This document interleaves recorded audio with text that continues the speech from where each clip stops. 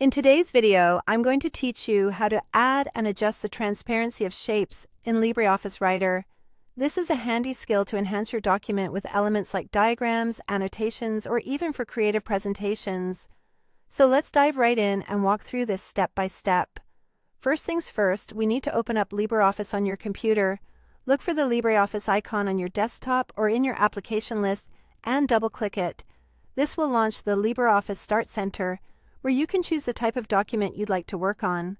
For this tutorial, we'll be focusing on text documents, so go ahead and click on the Writer document. However, if you're planning to work on slides or drawings, feel free to choose either Impress or Draw from the list. Now that we have a document open, let's move on to inserting our shape. Navigate to the top menu and find the Insert option. Once you click on it, a drop-down will appear. Head over to Shape in this list.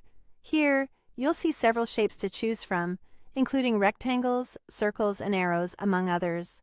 Select the one that suits your need. After selecting your shape, click on the document area where you'd like to place it. Then, click and drag to draw the shape to your desired size.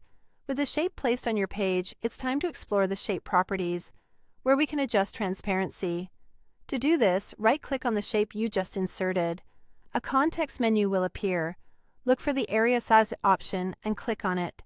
This action will bring up a dialog box that allows us to modify various aspects of our shape, including transparency. Inside the dialog box, you'll notice several tabs across the top. Click on the Transparency tab to open up the settings we need. You'll see there are different options available here. If you want to make your shape semi-transparent, look for the Transparency % section. Here you can type in a value.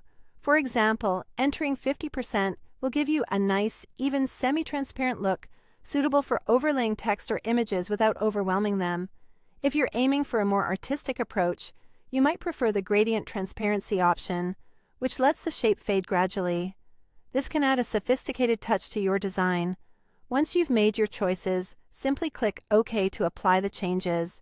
You should see your shape update immediately on the page, sporting the new transparency settings you've just configured. And voila, you've successfully made a shape in LibreOffice transparent. Remember, playing around with these settings can really enhance the visual appeal of your documents. So feel free to experiment with different shapes and transparency levels until you find the one that aligns with your creative vision. That wraps up our tutorial today. Thanks for watching and happy creating!